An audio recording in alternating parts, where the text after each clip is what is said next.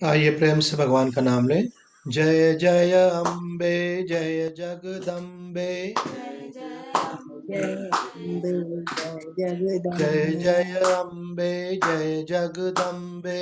जय अम्बे जय जय जगदम्बे शिव शंकर बम बम हर हर। जय शिव शंकर बम जय शिव शंकर बम बम हर हर। जय शिव शंकर बम जय हर जय हर राधे, जय श्री कृष्ण।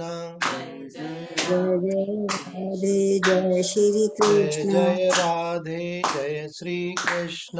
जय श्री राधे जय श्री जय कृष्ण सिया राम, जय जय हनुमान। जय सिया जय श्री हनुमान राम, जय जय राम। श्री राम जय श्री राम, जय जय राम। सच्चिदानंद भगवान की जय। श्रीमद् भगवत गीता के 33वें श्लोक का आज हम लोग मनन करेंगे, जिसमें भगवान ने कहा है, योयम योगस्त्वया प्रोक्तः साम्येन मधुसूदन। तस अर्जुन का ये वचन है। अर्जुन उवाच योयम योगस्त्वया प्रोक्तः साम्येन मधुसूदन तस्याहं न पश्यामि चंचलत्वात् स्थितिम स्थिराम। हे मधुसूदन, आपने जो यह साम्य भाव से होने वाला योग बतलाया है, सो मन की चंचलता के कारण मैं उसमें अपनी स्थिर स्थिति नहीं देखता। भगवान ने बताया ना कि समभाव से सर्वत्र परमात्मा को ही देखो। तो व्यक्ति थोड़ी देर के लिए तो भावना कर सकता है ऐसे, पर उसमें मन टिकता नहीं है, फिर वापस से व्यवहार में चला जाता है, मेरा तेरा की भावना में चला जाता है। तो अर्जुन ये प्रश्न भगवान से पूछ रहा है कि ये तो बड़ा कठिन है, क्योंकि मन चंचल है इस कारण से। तो हमने पिछले श्लोक में एक बात देखी थी, फिर से ध्यान देंगे कि ये बात कही थी कि हमारे जीवन का लक्ष्य जीवन मुक्ति की प्राप्ति है। जीवन मुक्ति बोलते हैं जीते जी मुक्ति का अनुभव करना। कुछ संप्रदाय ऐसे होते हैं जिसमें मुक्ति की बात तो कही जाती है, पर कहते हैं मरने के बाद। तो अगर आपने कोई चीज की और वो आपको मृत्यु के बाद में प्राप्त हुई, तो मरने के बाद तो आदमी बताता नहीं आकर के हुई कि नहीं हुई, है ना।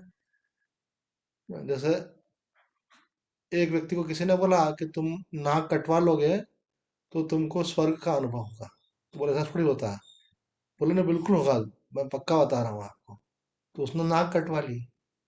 अब नाक कटवा ली तो कुछ स्वर्ग का अनुभव ही नहीं हो रहा था। तो उसने बोला आपने मेरी नाक भी काट दी और और मुझे स्वर्ग का अनुभव ही नहीं हो रहा, ये आपने बहुत गलत किया। अब बोले एक बात सुन, अब तो किसी को बोलेगा ना कि मेरी नाक भी कट गई और मेरे को स्वर्ग भी नहीं मिला, तो लोग तेरे को बेवकूफ समझेंगे। तो ऐसा है तो सबको बोल के हाँ अरे मैंने नाक कटाई तो मेरे को स्वर्ग दिखा। क्योंकि मैं फालतू थोड़ी हूँ, ऐसे थोड़ी कटवाई मैंने। मैंने कटवाई तो मेरे को स्वर्ग दिख रहा है। और फिर तू अकेला ऐसा रहेगा तो लोग क्या समझेंगे कि देखो ये अलग ही कार्टून दिख रहा है। तो तेरे कहने से और भी लोग नाक कटवाएंगे फिर ऐसे। फिर बहुत सारे नाक कट रहेंगे तो तेरे को फर्क नहीं पड़ेगा। ऐसे तो अकेला नकटा दिखेगा ऐसे। तो बोला हाँ ये तो ठीक है। तो अब बोले कि नाक कटने के बाद स्वर्ग दिखता है कि नहीं दिखता है, ये तो नाक कटने के बाद मालूम पड़ेगा ना, पहले थोड़ी मालूम पड़ेगा। ये तो हो गया दृष्टांत। ऐसे किसी ने बोला मरने के बाद आपको गुरु जी लेने आएंगे, मरने के बाद आप उस धाम में चले जाओगे। अब जाओगे कि नहीं जाओगे तो मरने के बाद मालूम पड़ेगा। तो बताएगा कौन कि गए कि नहीं गए। इसलिए वेदांत दर्शन में कहा गया है, जीते जी मुक्ति। आप इसी जीवन में इसी शरीर में रहते हुए उस मुक्ति का आनंद ले सकते हो। आपको यह अनुभव हो सकता है कि मैं नित्य शुद्ध बुद्ध मुक्त सच्चिदानंद स्वरूप आत्मा हूं। नित्य हूँ, शुद्ध हूँ, बुद्ध हूँ और मुक्त हूँ। नित्य मतलब सदा, शुद्ध मतलब पवित्र, नित्य शुद्ध, और बुद्ध मतलब ज्ञान स्वरूप, और मुक्त मतलब किसी भी बंधन में मैं नहीं हूँ। मुझे किसी प्रकार का कोई सुख दुख का कोई बंधन नहीं है।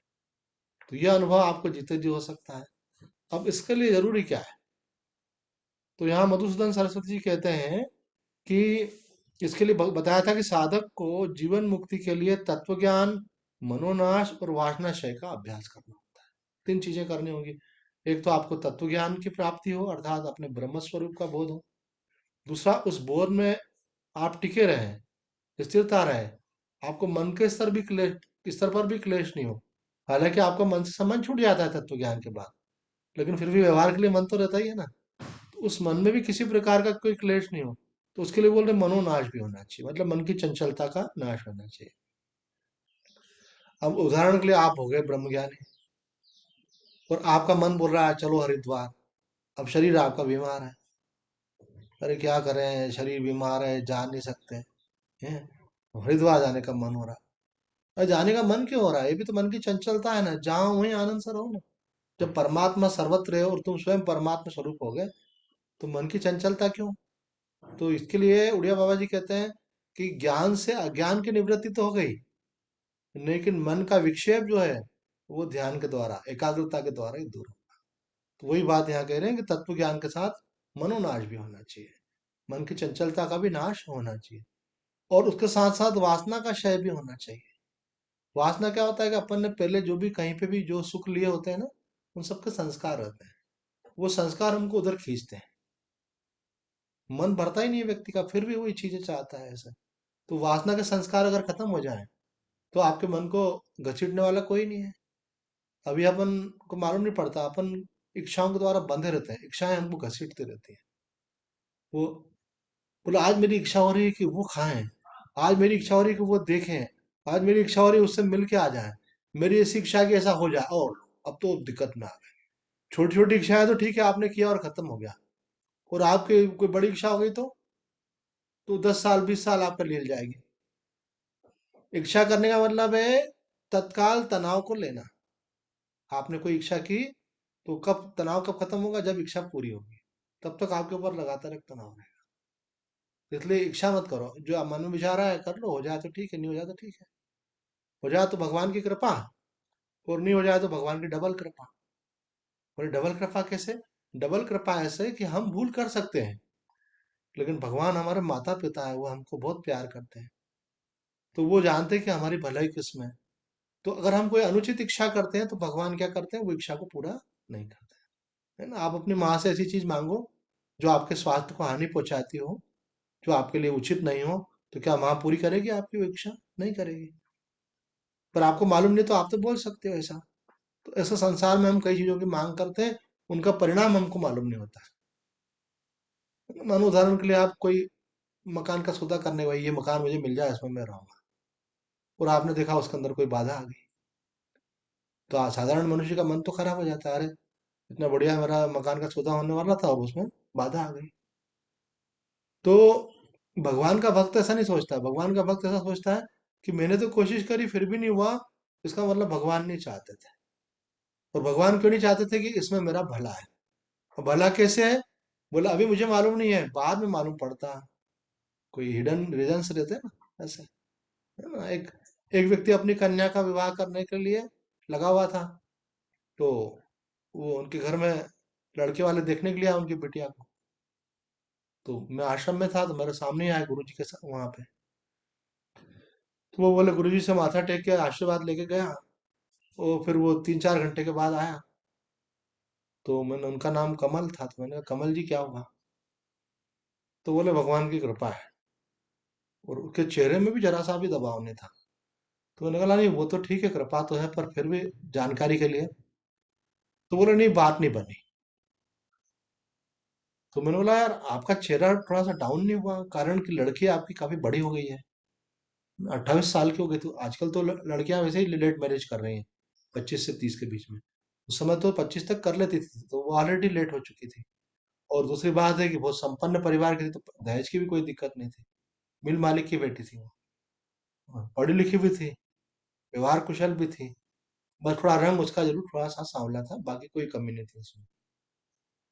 तो मैंने बोला वैसे तो डिले हो चुका है, और उसके बाद में भी इसको फील नहीं हुआ ऐसा? तो हमको भाई के समान मानते, गुरु भाई। तो बोलो भैया ऐसा है कि मेरे मन में एक पूरा पक्का विश्वास है कि जहां मेरी बेटी को का जीवन सही होगा, जहाँ उसको सुख मिलना होगा, भगवान और गुरुदेव की कृपा से शादी उसकी वहीं होगी। अगर किसी कारण से अगर बात नहीं बन रही है, तो ये मान के चलना चाहिए कि हमारी बेटी का इसमें भला नहीं है, इसलिए मैं पूर्ण संतुष्ट हूँ। अब सिद्धांतता तो ये बात समझ में आती सबको, लेकिन हृदय भी उसको स्वीकार करे, मन भी स्वीकार करे, ऐसे।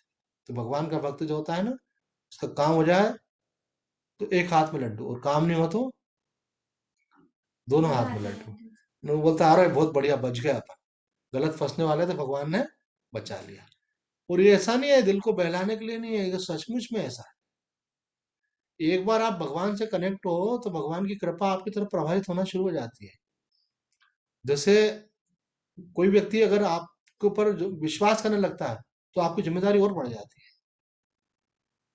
एक तो था व्यवहार का सौदा, भैया आपने दिया, हमने लिया, हमने लिया, आपने दिया, परस्पर हो गया। और एक होता है कि नहीं, हमको तो आपके ऊपर भरोसा है, हमको सोचना ही नहीं है, आप तो बताओ कितना रुपया देना है, क्या करना है आपको देखना, हमने तो आपको बता दिया काम। तो कोई भी अच्छा इंसान होगा तो उसको जिम्मेदारी का एहसास होगा, अरे भाई इतना मुझ पर विश्वास कर रहा है ना। शरीफ आदमी तो कम से कम करेगा ही सही। भगवान के लिए क्या मानते हो, उनसे बड़ा शरीफ तो कोई ही नहीं, है ना, सारे सद्गुण उनके अंदर है। तो अगर आप भगवान पर विश्वास करते हो तो भगवान आपसे कमिट हो जाते हैं, ये मुझ पर विश्वास करता है, इसलिए मुझे चाहिए कि इसकी इच्छा पूरी करूं, इसका कल्याण करूं, है ना। नारद जी ने भगवान से बोला ऐसा कि प्रभु मैं आपके शरण में हूँ, मेरे को वो सुंदर लड़के से शादी करा दो। तो भगवान ने कहा, जिसमें तेरा कल्याण होगा वही करेंगे हम तेरा, बोल को बोलो, ये तो चाहता हूँ मैं। तो भगवान जानते थे कि ये माया में फंसना चाह रहा है, लीला रची थी भगवान ने। तो भगवान ने शादी नहीं करवाई, बंदर का मुंह दे दिया, तो नाराज हो गया। पर वो भूल गया कि अगर विवाह नहीं हुआ तो इसमें भी मेरा भला है। मैं तो एक बात बोलता हूँ कि ब्रह्म ज्ञान तो खैर बहुत बड़ी चीज है। अगर एक बात आप मान लो, जो हमारे गुरुजी ने हमको बताई थी, और एक से अधिक बार बताई थी, वही हम आपको फॉरवर्ड कर रहे हैं केवल, वो मान लो, तो आपके जीवन से दुख, चिंता, भय, तनाव दूर हो जाएगा। मानसिक स्तर पे भी अगर उसको पकड़ लो दृढ़ता से, तो वो क्या, हमारे स्वामी जी एक बात हमेशा कहते थे। कल हमने गुरु जी का, हमारे स्वामी जी का फोटो भी शेयर किया था, स्वामी कृष्णानंद जी का। तो स्वामी जी कहते थे कि हर परिस्थिति में भगवान की कृपा का अनुभव करो। जैसी परिस्थिति है उसमें भगवान की कृपा का अनुभव करो। अनुकूल है तो भी कृपा का अनुभव करो, और प्रतिकूल है तो भी करो, क्योंकि वो प्रतिकूलता भी आपके कल्याण के लिए आई है। वो आपका पाप क्षय करने के लिए आई है, आपको लेसन देने के लिए आई है, आपको वैराग्य कराने के लिए आई है, आपका मोह भंग करने के लिए आई है, आपको उससे कुछ बेहतर देने के लिए आई है ना। जैसे मैं अभी यहाँ रह रहा हूँ, तो मुझे यहाँ रहते रहते अच्छा लगने लगा। अब मुझे कहा गया कि आपका प्रमोशन कर रहे हैं, है ना, आपको हॉल, रूम, किचन सब रहेगा, वहां देते हैं, अभी आप एक रूम में रह रहे हैं। तो एक बार तो मेरा मन होगा, अरे मैं नहीं जाना चाहता। तो अपन बोलेंगे, अरे भगवान ये क्या कर रहा है। भगवान बोलेंगे, मैं तेरा प्रमोशन कर रहा हूँ और तू बोल रहा है क्या कर रहा है। पर प्रमोशन करने के लिए भी पहले वाली चीज को तो छोड़ना पड़ता है ना। अब देखो, हमने एक घर छोड़ा तो इतने सारे घर हमारे, अब सब बच्चे हमारे हो गए, सब बहनें हमारी हो गई, सब भाई हमारे हो गए। पर एक घर में रहते तो सीमित हो जाते हैं। साधु बनने से क्या हुआ, सारा संसार हमारा परिवार हो गया। स्वामी विवेकानंद ने ये बात कही है। स्वामी जी से किसी ने पूछा कि स्वामी जी आपने घर त्याग कर दिया। बोले, त्याग नहीं किया है हमने, उसका विस्तार किया है। पहले एक छोटा सा परिवार हमारा था, अब सारा संसार हमारा परिवार। स्वामी जी ने शिकागो में जब पहली बार लेक्चर दिया, है ना, हमारे सनातन हिंदू धर्म के प्रतिनिधि के रूप में, तो उन्होंने वहां क्या कहा, my dear brother and sisters. तो सब लोग अभिभूत हो गए। वहां तो सर और मैडम बोलते हैं, उन्होंने कहा my dear sister and brothers. अब मैं बाद में सोचने लगा, सिस्टर एंड ब्रदर बोल दिया तो उसमें कौन सी बड़ी बात हो गई, बोल दिया, हो थोड़ी गए। अब किसी को भी बोलते हैं भैया, आप दूध वाले भैया, सब्जी वाले भैया, तो कोई उसका भाव थोड़ी बदल जाता है कि वो भैया जैसे ही व्यवहार करे, ऐसा। तो ये भाव बदल कैसे गया उनका सबका। इसका मतलब है कि जो स्वामी जी कह रहे थे, वो केवल वर्ड्स नहीं थे, वो उनकी फीलिंग थी, वो उनका भाव था। उस मनोदशा में जाकर के उन्होंने बोला था, तो लोगों के हृदयों को स्पर्श किया। और जब आप किसी की तरफ देख करके बोलते हो आप तो मेरी दीदी हैं, तो आपकी आंखें जो है ना, वो बोल देती है सब, सामने वाले के अंदर भी फीलिंग आती है ना। एक फ्रॉड होता है वो भी बोलता है, और एक ऑनेस्टली बोलता है, उसके हृदय में वैसा भाव होता है, ऐसा। तो जब आप सबको अपना मानोगे तो संसार में आपको कोई भय भी नहीं रह जाएगा। तो भगवान हमारा हित करने के लिए आगे करते हैं। इसलिए को स्वामी जी बोलते हैं हमेशा कृपा का अनुभव करो। स्वामी जी ने इसी बात को दूसरे शब्दों में कहा कि भगवान का विधान मंगलमय है, मतलब कल्याणमय है, सुखप्रद है हमारे लिए। इसलिए जीवन में जो परिस्थितियां आए उसको प्रसन्नता पूर्वक स्वीकार करो। एक तो होता है अब स्वीकार तो करना ही पड़ेगा, अब क्या करें, है ना भाई। जो भी हुआ तो अपने स्वीकार करना ही पड़ता है। मनु में बड़ा आश्रम छोड़ करके यहाँ आ गया, मैं सोचूं अब क्या करें, भगवान ने पटक दिया लाके तो है। ठीक है भाई, बीमार कर दिया था तो आना पड़ा, मजबूरी है। तो एक तो होता है मजबूरी का नाम महात्मा गांधी है। पता नहीं ये क्यों कहते हैं, मुझे नहीं मालूम। तो एक होता है मजबूरी में स्वीकार कर रहे हैं, और एक क्या होता है, अरे वाह इसमें भी कोई भला है। ये संत स्वभाव है कि हर हाल में क्या बोले, वाह भगवान तेरी बड़ी कृपा है, ऐसे है ना। रामसुखदास जी महाराज एक दृष्टांत सुनाते हैं कि एक महात्मा एक नाव में जा रहे थे। नाव में बहुत सारे लोग बैठे थे। तो नाव में छेद हो गया, पानी भरने लगा। नाव बहुत बड़ी थी। नाविक ने बोला पानी अगर भर गया तो नाव डूब जाएगी। तो आप सब यात्रियों से निवेदन है, आपके पास जो भी कुछ बर्तन हो उससे पानी निकाल के बाहर फेंको, ऐसे, ताकि मैं गंतव्य तक पहुंच जाऊं, उसके पहले पानी भर नहीं पाया इसके अंदर। तो सब निकाल के फेंकने लगे। तो एक महात्मा बैठे थे, तो सब तो बाहर फेंक रहे थे, वो बाहर का पानी अंदर डाल रहे थे। तो लोगों ने बोला महाराज जी ये क्या कर रहे हो, उल्टा काम। मैं सब तो पानी निकाल रहे हो, आप पानी डाल रहे हो। अरे बोले भगवान भी तो पानी डाल रहा है ना अंदर, वो छेद क्यों करा, भगवान ने करा ना छेद, तो पानी डाल रहे हैं, तो मैं तो भगवान के काम में सहयोग कर रहा हूँ, ऐसा। तो बोले ये महाराज जी तो है अलग दुनिया के व्यक्ति हैं, इनसे बात मत करो, अपन अपना काम करो। मैंने कमंडल से कितना पानी है अंदर लेके आएंगे, इतने सारे लोग बाल्टियों से बाहर फेंक ही रहे हैं। तो दृष्टांत का अभिप्राय यही है कि भगवान का जो भक्त होता है ना, जो होता है तो बोलता बहुत बढ़िया बहुत बढ़िया बहुत अच्छा, ऐसे। सब बड़े बड़े सिद्ध संतों के जीवन में ऐसा देखने में आता है। माता आनंदमयी का रिजर्वेशन था कहीं जाने के लिए। तो उसने कहा वहाँ मथुरा से हम लोग काशी जा रहे हैं, रिजर्वेशन हो गया है। बोले बहुत अच्छा, चलेंगे बिल्कुल चलेंगे। कब का जाने का, बोले उस दिन जाने का है। बहुत अच्छा। फिर अगले दिन आगे बोला माँ उस ट्रैक पे कुछ प्रॉब्लम आ गई है, वो सब मेंटेनेंस चल रहा है, कुछ दिक्कतें आ गई हैं, तो ट्रेन अपने नहीं जा रही उधर। अरे बोले क्या है? बहुत बढ़िया है, क्या करना है जाके, मजे से तो बैठे हैं यहाँ पे, ऐसे करके। फिर एक दिन बाद आके बोला कि नहीं वो रूट क्लियर हो गया है, अब जा सकते हैं। बोले चलो ना, उसमें क्या अच्छी बात है, वहां चलेंगे, वहां वहां भी आनंद है, ऐसे। तो जिसको हमेशा आनंद रहता है वो भगवान का भक्त है। और जिसको कभी आनंद रहता है कभी आनंद नहीं रहता, वो कौन है, संसारी। अपने को संसारी नहीं बनना है। संसारी व्यक्ति क्या होता है, अपने आग्रहों को, इच्छाओं को, अपेक्षाओं को लेकर चलता है, और वो पूरी नहीं होती तो दुखी होता है। वो भगवान की कृपा को समझ नहीं पाता। लेकिन भगवान का भक्त जानता है मेरे प्रभु जो करेंगे अच्छा करेंगे। वो जीवन दे तो भला, वो मृत्यु दे तो भला, वो स्वास्थ्य दे तो भला, वो रोग दे तो भला। ये चीजें हमारी लाइफ में एक टर्निंग पॉइंट का काम करती है। आपको अगर कोई रोग होता है, घातक रोग हो जाता है, तो वो भी आदमी की सोच बदल देता है। हमारे एक मित्र थे, वो अभी भी है शरीर तो उनका, तो वो बैंक में बड़े ऑफिसर थे। उनको एक बीमारी हो गई, कोलाइटिस नाम की बीमारी। तो कोलाइटिस का मतलब होता है कि ऐसा लगता है हाथों में कि अभी मुझे जो है शुद्धि के लिए जाना है, तो शौच के लिए जाना है। तो वो जाते तो मालूम पड़ता कि शौच तो हो ही नहीं रही है, तो वापस आ जाते हैं। तो बैंक ऑफिसर थे तो बार बार उठ करके जैसे चले आते थे। तो उन ऑफिसर के ऊपर भी ऑफिसर था कोई। तो उन्होंने बोला सर आप इस प्रकार से अगर सीट से चले जाएंगे तो काम बार बार रुक जाता है।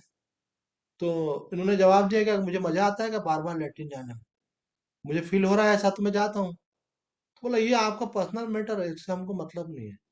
अगर आपको काम करना है तो आप बार बार सीट नहीं छोड़ सकते, ये आप जानो और डॉक्टर जाने कैसे मैनेज करना है। तो उन्होंने बोला इलाज में कर ही रहा हूँ वैसे ही। बोले कर रहे हो तो तुम जानो, ऐसा नहीं चलेगा। तो इनको आ गया गुस्सा, तो बोले दे दो मेरे को आप तो रेजिग्नेशन, अड़ी नहीं पड़ी मेरे को। तो इन्होंने बोला ले ले लो आप भी, उन्होंने लिख के दे दिया। गुस्से में आदमी कुछ भी कर बैठता है। अब सरकारी नौकरी, बैंक की नौकरी, अच्छी नौकरी थी, अधिकारी थे, रेजिग्नेशन। उसको भी गुस्सा आया, उसने भी ऊपर फॉरवर्ड कर दिया, और रेजिग्नेशन एक्सेप्ट हो गया। और उनको आ गया सूचना कि अब आपको नौकरी से छुट्टी दी जाती है। तो बोले ऐसा लगा जैसे आकाश में जमीन पे गिरा। न तो कोई हमारे फैमिली का बिजनेस बैकग्राउंड था, न मेरे पास कोई संचित धन था, और ऐसे एकला जीवन जी रहा था मेरे को। बोले मेरे को अगर कोई रुमाल लेना होता तो मैं बता आधा दर्जन रुमाल देना, है ना। अरे कोई चीज लेने जाते तो बिल्कुल सब ऐसे, शादी भी की नहीं थी तो सामान कोई भी खरीदते तो एक क्लास का, और बोले आगे भी दिक्कत नहीं आती, बोले ज्यादा ले लो, ऐसे हर चीज दो चार ज्यादा ले लो, किसी को बांट देंगे, ये भी मन में रहता था। और ऐसा हो गया कि अपने लिए खरीदना भी मुश्किल अब था। वो फिर नौकरी भी इतनी जल्दी छोड़ी थी कि पेंशन भी नहीं बन सकती थी, कुछ सालों की नौकरी थी। तो हमने बोला ये तो आपने गुस्से में गलत कर दिया, तो कुछ भी नहीं बोले वो। बाद में हमने देखा तो वो इतनी साधना में लीन रहने लगे। तो हमने कहा कि आगे का चलेगा कैसे आपके, ये तो अभी आपके पास 1-2 लाख रुपए है, इसके बाद क्या होगा। मैं उस जमाने की बात बता रहा हूँ। उस समय मैं साधु था और मैं 15 घरों से भिक्षा लेता था उज्जैन में। एक घर से जब भिक्षा लेता था तो 16वें दिन फिर उस घर पे लेता था। 15 अलग अलग घर पे जाकर के भिक्षा लेके आता था कमंडल में अपने। तो उस समय नमक नहीं खाता था, मैं बोलता था बिना नमक वाला भोजन। तो एक व्यक्ति मुझे बोले कमंडल में नमक डाल के तो नहीं, नहीं लाते हो, तो ऐसे मजाक में बोला। तो मैंने उनको बोला कि मैं जितने घरों में जाता हूँ वो सब लोग मुझ पे बहुत प्रसन्न है, और बोलते हैं कि महाराज जी कुछ भी चाहिए तो बोलना। और अपनी तरफ से कुछ कुछ और खाने पीने की कुछ अन्य सामग्री, कपड़ा, कुछ भी ऐसी चीज देना होती है ना, वो सब मेरे को देते हैं ऐसे। कभी कोई साबुन दे देगा, कुछ दे देगा। तो मैंने कहा मेरे को अपने जीवन में कोई अभाव महसूस नहीं होता है, और बल्कि मेरे को घर पे इतना विशेष व्यंजन बना के नहीं देंगे उतना वो लोग भिक्षा में देते हैं। तो मुझे लगता है कि मैं तो भगवान का बेटा हो गया हूँ, और देखो मेरा कितना ध्यान रख रहे हैं लोग। फोन पे पूछते थे स्वामी जी इस बार क्या बना है, क्या खाएंगे, ये ऐसा करते। तो मैंने बोला कि उनका जिस हिसाब से भाव है, मैं अपने लिए भिक्षा नहीं आपके लिए भी भिक्षा ला सकता हूँ। 1+1 कोई दिक्कत नहीं है। और आप चलोगे नहीं, आपको संग पहुंचा के चलो तो अच्छी बात है, और आप चलो तो मैं पूछ लूंगा पहले। और मुझे मालूम है जिस हिसाब से उनका भाव था, आग्रह पूर्वक खिलाते थे सब लोग ऐसा। तो वो कहने लगे जब तक मेरे पास रुपया है मैं किसी से 1 रुपया नहीं लूंगा, और किसी से एक रोटी भी नहीं लूंगा। मेरा खत्म हो जाएगा तो मैं पूर्ण विरक्त भाव से फिर फिर मांगने का मेरे को अधिकार है। तो मैंने समझाया, मैंने कहा बुरा खत्म हो जाएगा, फिर बीमार हो जाएगा, थोड़ा बहुत रखने में कोई बुरी बात नहीं है। बोलो नहीं, देखो ये अपनी अपनी वृत्ति है। तो उन्होंने वास्तव में ऐसा ही हुआ कि उनका खत्म हुआ पैसा। जिस मकान में वो रहते थे वो किराए का मकान था। मकान मालिक ने बोला भैया अगर किराया नहीं दे सकते हो तो खाली करना पड़ेगा। उन्होंने मकान भी खाली कर दिया। इस बीच में ही उनसे एक पुलिस अधिकारी जुड़ गया, ये इनको टीआई बोलते हैं ना, थाना इंचार्ज, वो जुड़ गए। और उन्होंने कहा कि आप महाराज जी परवाह मत करो, मेरा सीधी नाम की कोई जगह है बताया। बोले वहां पे मेरा खाली मकान पड़ा हुआ है, आप तो वहां रहो। और एक आदमी का क्या राशन पानी। बोले मालिक बहुत दे रहा है, आपको तो जो जरूरत हो आप तो बोल दिया करो, सब सामान में भरवा दूंगा। आप तो रहो भगवान का भजन करो, आपकी सेवा करेंगे हमको भी पुण्य मिलेगा, वो तो मिलना ही है। तो उस दिन से लेके आज दिन तक उनके बारे में मुझे जानकारी है कि उनकी व्यवस्था में कोई कमी नहीं आई। अब वही ऑफिसर बन करके अगर रहते, तो जब शाम को आते थे तो बोलते थे कि आजकल बोले काम इतना बढ़ गया है, ऐसा लगता है कि पूरा पूरा खून चूस लेते हैं, अपन आके साधना भी नहीं कर पाते। पहले प्राइवेटाइजेशन नहीं हुआ था ना, तो काम कम रहता था। तो प्राइवेट बैंक आई तो उनके कारण सरकारी बैंकों में भी काम बढ़ा दिया। कंप्यूटराइजेशन हुआ तो स्टाफ को और कम कर दिया गया। पहले हमारे मित्र भी ऑफिस में काम करते थे, जब मैं साधु बना उसके पहले की बात है, तो हम उनके ऑफिस में मिलने जाते थे। तो वो नीचे आया थे, साथ में बैठ करके बातें करते, चाय पीते ऐसे। बाद में हमने देखा कि अभी कुछ इनका ये एमबीए का फंडा ही है कि ज्यादा काम लो। ये सिखाते मैनेजमेंट में इनको। तो जितनी सैलरी दे रहे उससे ज्यादा काम लो इनसे। तो हमने देखा इन लोगों से इतना काम लिया जाता है कि लोग मतलब थक जाते हैं, परेशान हो जाते हैं। तो बहुत सारे काम कराए जाते हैं जो बैंक के काम नहीं, वो भी उनसे कराए जाएंगे। अब कोई प्राध्यापक है, बोलो चुनाव हो रहा है वहां आपकी ये ड्यूटी है, अब ये हो रहा है अब इसमें आपकी ड्यूटी है। अभी कोरोना आ गया है इसके लिए आपको वैक्सीनेशन के लिए आपको ये अभियान दिया जाता है। पहले कभी मैनेजर को ये नहीं कहा जाता था कि लोन वसूली करने के लिए आप गांव में जाओ, ये जाओ। अब तो बहुत उनके पास जिम्मेदारियां बढ़ा दी हैं। तो उसने बोला कि स्वामी जी देखो मेरे को 2 रोटी खाना थी, मैंने शादी तो वैसे भी नहीं की थी। वो भगवान 2 रोटी नहीं दे रहा, 2 चुपड़ी हुई रोटी दे रहा, मतलब अच्छी व्यवस्था दे रहा है। और मेरे को भगवान ने छुटकारा दिलाया और मैं मुक्त हो गया। तो जब घटना घटी तब क्या लगा था उनको, नौकरी छूटी तब, अरे ये क्या हुआ, मेरे तो बिल्कुल बर्बादी में आ गया मैं, हैं? और वो वास्तव में क्या हुआ, वास्तव में उनका जीवन धन्य धन्य हो गया। भगवान की भक्ति और ध्यान में लीन हो गए, और आज भी लगे। और उन्होंने एक पुस्तक लिखी है, कौन सी, निसर्ग दत्त महाराज की पुस्तक है आई एम डेड, बहुत फेमस बुक है, उसका हिंदी अनुवाद उन्होंने किया है। कृष्णमूर्ति की पुस्तकों का उन्होंने अनुवाद किया है। बहुत मैथमेटिक्स में एमएससी किया है, गोल्ड मेडलिस्ट है वो, और इंटेलिजेंट व्यक्ति वो, ऐसे। अब वो विरक्ति से भगवान की भक्ति में लगता है, लेकिन उनका एक स्वभाव, वो मिलना नहीं चाहते किसी से। वो पहले भी था उनका। तो कोई मुझसे फिर पूछे स्वामी जी कौन है, कहाँ रहते हैं, बताओ, तो मैंने बोला बता तो दूंगा, लेकिन वो मिलते नहीं वो। ऐसे हम भी नहीं जाते उनके पास, क्योंकि वो इंटरेस्टेड नहीं किसी से मिलने में। उनका स्वभाव है एकाकी रहने का। तो कहने का मतलब जो स्वामी जी ने बात कही थी, अगर एक बात आपके मन में बैठ जाए तो आप समझ लो कि आपका जीवन धन्य हो जाएगा। उसके लिए जितने तर्क चाहिए वो आप हमसे ले लीजिए। भगवान जो कर रहा है वो आपकी भलाई के लिए कर रहा है। कभी ऐसा हो सकता है कि माँ को बोलना पड़े कि इसकी भलाई करो? अरे ये तुम्हारी बिटिया है, कब उसको प्यार करो, ऐसा बोलना पड़ेगा? माँ से ज्यादा कौन प्यार करेगा, कौन? है ना? तो भगवान हमारी माँ है, भगवान हमारे पिता है। गीता में बोलता है भगवान आपके पिता माँ है, यहाँ तक बोल दिया। अब उनसे अपन अपेक्षा करें कि भगवान हम पे कृपा करो? तो पूज्य स्वामी जी बोलते थे कि भगवान से ये कहने की जरूरत नहीं है कि भगवान हम पे कृपा करो। भगवान की कृपा निरंतर आपके ऊपर आ रही है। ठाकुर रामकृष्ण परमहंस कहते थे कि कृपा समीर बह रही है। जैसे कोई नाविक पहले नाव चलाते थे ना, तो अगर जाना है मानो उत्तर से दक्षिण की तरफ, और हवा भी जा रही है, तो वो क्या करते थे, पाल बांध लेते थे, तो पाल उनको खींच करके ले जाता था। हवा की ताकत जो है, फिर उनको नाव खिनानी पड़ती थी। तो ठाकुर कहते थे कि कृपा समीर बह रही है, तुम अपना पाल बांधो, मतलब तुम अपने को पात्र बना लो, उसको कृपा को धारण कर सकते हो। जैसे बारिश हो रही है, और अगर कटोरा ही उल्टा रखा हुआ है तो उसमें पानी आएगा क्या? और अगर कटोरा टूटा हुआ है, तो मटका टूटा हुआ है, तो फिर क्या आएगा तो सही, लेकिन निकल जाएगा उसमें से।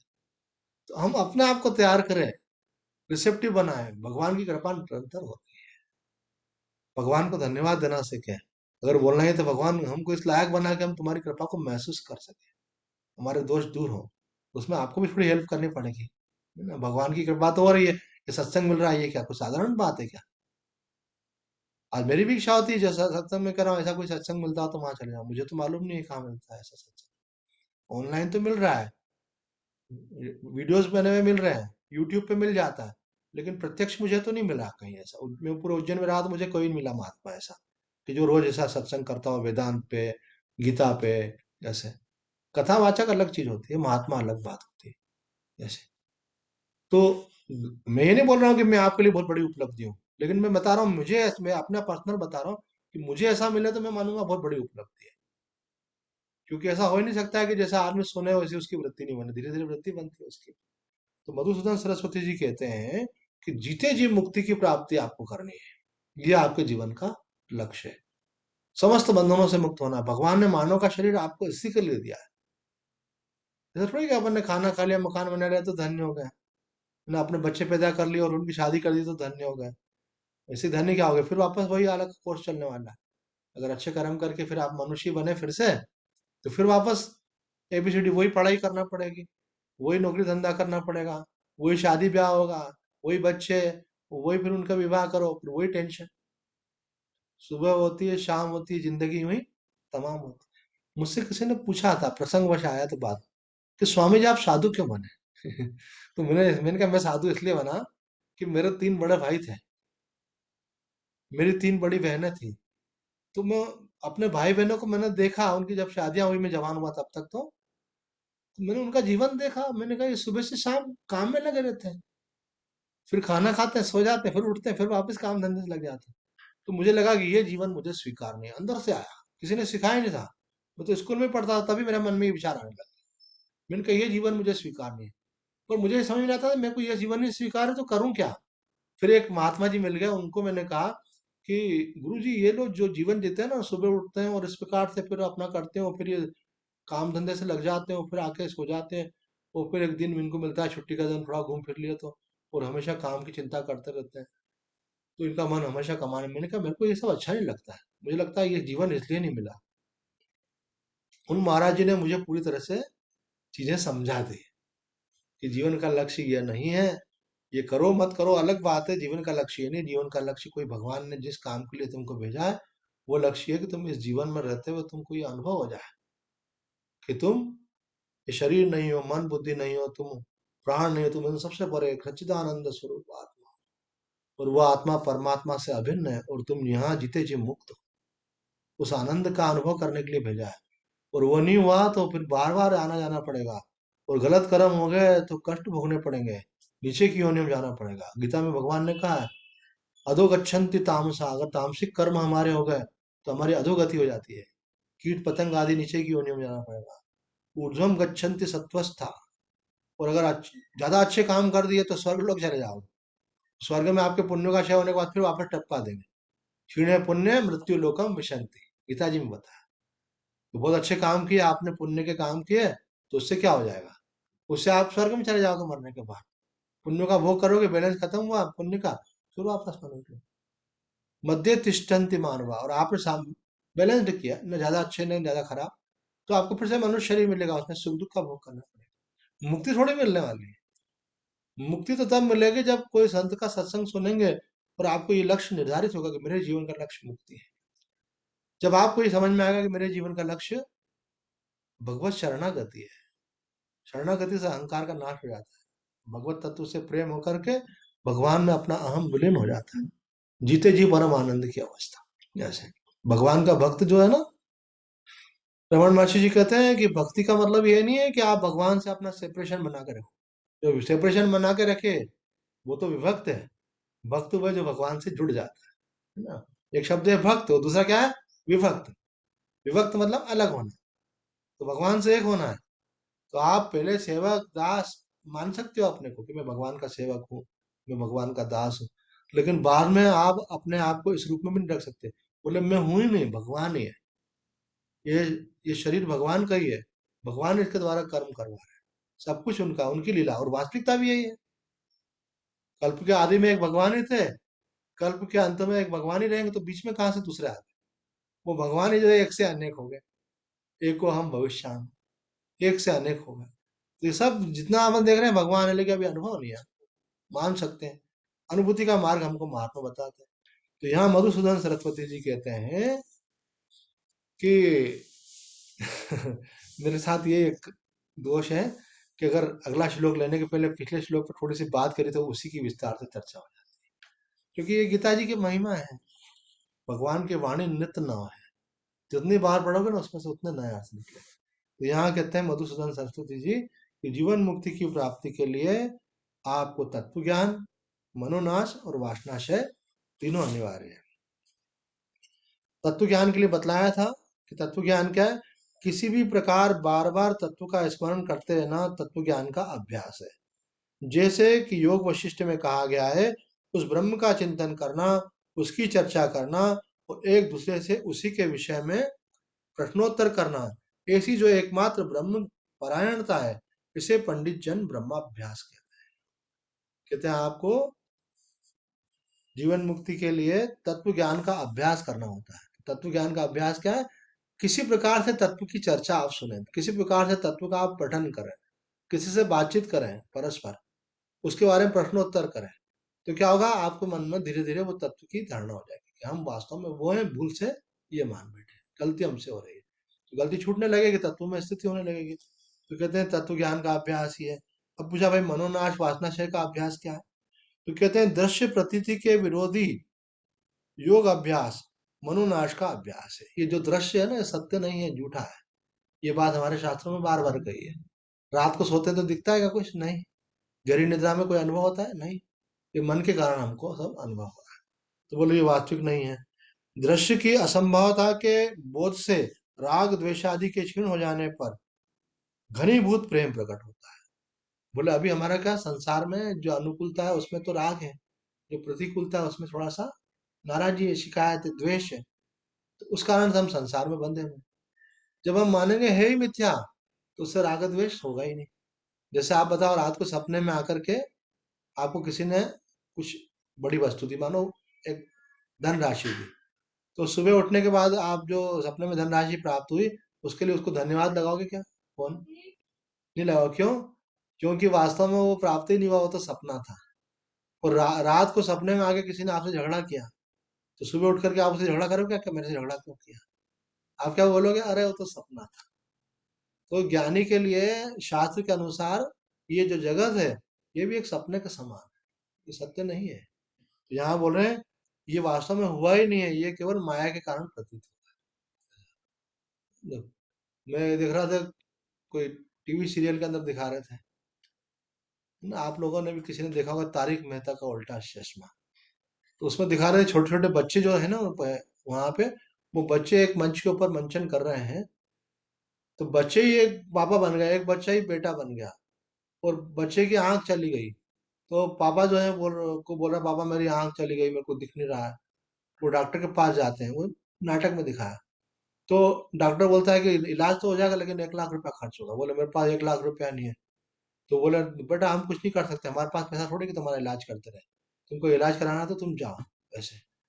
तो वो लोगों से पैसे मांगता, कोई उसको पैसे नहीं देता तो वो रोने लग जाता है। मेरे बच्चे की आंख चल गई, मेरे को 1-1 हजार रुपये दे दो, मेरे पैसे इकट्ठे हो जाएंगे, मैं इलाज करा लूंगा। कोई देता नहीं है। तो जो जो उसने एक्टिंग करी, तो वो उस सीरियल के अंदर ही उनके मम्मी पापा बैठे हुए थे नीचे, जान रहे थे कि ये बच्चा का कोई बच्चा नहीं है, ये तो अनमेरिड है, इसकी उम्र ही 15 साल की है, लेकिन उन सबकी आंख में भी आंसू आ। और मैं टीवी सीरियल देखा था, मेरे को भी आंसू आ ऐसे। तो ये क्या है, माया में आदमी हंसता भी है और रोता भी है, मालूम है कि सत्य नहीं है तो भी। इसी प्रकार से संसार में जो है ये सब मायामय है, कोई तुम्हारा नहीं है, कोई अपना नहीं है, लेकिन फिर भी कुछ चीज मिलने से आदमी खुश होता है ना। हमारे पिताजी ने पैसा जो इकट्ठा किया था, तो वो लेके गए क्या, छोड़ गए ना, बच्चों को दे गए ना। तो उनका कहाँ हुआ, ना कुछ लेकर के आया ना कुछ लेकर जाऊंगा, लेकिन यहाँ मिलता है तो खुश होते हैं और छोड़ने में तकलीफ होती है। ये पैसा पैसा छूटता है किससे, बहुत मुश्किल है, कोई सेवा कर पाता है, हर कोई नहीं कर पाता। भगवान की कृपा हो जिससे वही सेवा कर पाता है। गरीब की सेवा करना हो, दीन दुखी की सेवा करना हो, जिसको भी नीडी है उसकी हेल्प करना हो, हर कोई कर सकता है। लोग बचाने में लगे हुए हैं, वो बचेगा है नहीं कोई। मेरे को बात याद आ गई हमारे एक साधक की, बड़े ज्ञानी, वो शरीर पूरा हो गया देखो उनका कोरोना। तो वो उनके एक मित्र को जो है कोई ऐसी गांठ निकल आई। तो उन्होंने डॉक्टर को दिखाया, तो डॉक्टर ने बोला मेरे को शंका हो रही है, इसके अपन टेस्ट करवा लेते हैं। तो उसको बोलते हैं बायोप्सी। बायोप्सी का मतलब होता है कि कैंसर की टेस्ट। तो जब तक वो रिपोर्ट आए उनके, तो उनकी तो जान सूख गई, कभी मेरे को कैंसर हो गया तो मैं तो मर जाऊंगा। तो उनको नींद नहीं आया, खाना अच्छा नहीं लगा, मुंह चेहरा उदास हो गया, चेहरे से हंसी उड़ गई उनकी। तो 3 दिन बाद रिपोर्ट आई कि नहीं आपको कैंसर नहीं है, ये दूसरी सामान्य गांठ है ऐसे। तो उन्हें जान में जान आई, खुश हुए, और अपने मित्र को बताया जो हमारे साधक थे। बोले दादा लालचंद जी, मैं तो बच गया, मैं इतना डरा हुआ था पता नहीं क्या होगा, पर मैं तो बच गया। तो दादा ने बोला बच कहाँ गए भैया, ये शरीर बचने वाला नहीं है, तो जाने ही वाला है। अरे बोले वो तो सबको मालूम है यार, पर कम से कम कैंसर तो नहीं हुआ मेरे को, बच तो गया। पर वो कैंसर से तो हो सकता है कि कीमोथेरेपी करा के कुछ समय जी लेते, हो सकता है फिर क्योर भी हो जाते हैं आजकल कुछ लोग तो। पर उनको तो हार्ट अटैक हुआ कुछ दिन बाद, वो फिर उनकी डेथ। तो संसार में बचने वाला क्या है, न रुपया बचने वाला है न शरीर बचने वाला है। इसलिए जो बचने वाली चीज है आत्मा, उस पर दृष्टि लगा। संसार के मोह में अटक जाने से क्या होता है, हम आत्मज्ञान से वंचित हो जाते हैं। हम पत्थरों को संभालने के चक्कर में हीरे मोती से वंचित हो जाते हैं। ये संसार क्या पत्थर हाथ में, लास्ट में कुछ मिलने वाला नहीं। जीवन भर जिसके लिए लगा रहता है, बाद में वही बोलते हैं हमारे लिए किया क्या। ऐसे बहुत सारे दृष्टांत है हमारे पास में, हमारे भक्तों के। वो बोलते हैं स्वामी जी जिनके लिए जिंदगी निकाल दी पूरी, बाद में वही उलाना देते हैं, किया क्या हमारे लिए ऐसे। इसलिए आपको प्रेम करना हो तो भगवान से प्रेम करो और कर्तव्य का पालन करते रहो। यहाँ कहते हैं मनोनाश, संसार झूठा है। तो ऐसे जब बार बार आप बोलेंगे संसार झूठा है, नाशवान है, प्रतीति मात्र है, ये वास्तव में अनहुआ ही दिख रहा है, इसके योग वशिष्ठ पढ़ने से बहुत दृढ़ता आती है। योग वशिष्ठ में संसार के मिथ्यात्व का प्रतिपादन बहुत प्रबलता से किया गया। तो यही कहा यहाँ पे कह रहे हैं कि दृश्य की असंबदा के बोध से राग द्वेष आदि क्षीण हो जाने पर घनीभूत प्रेम प्रकट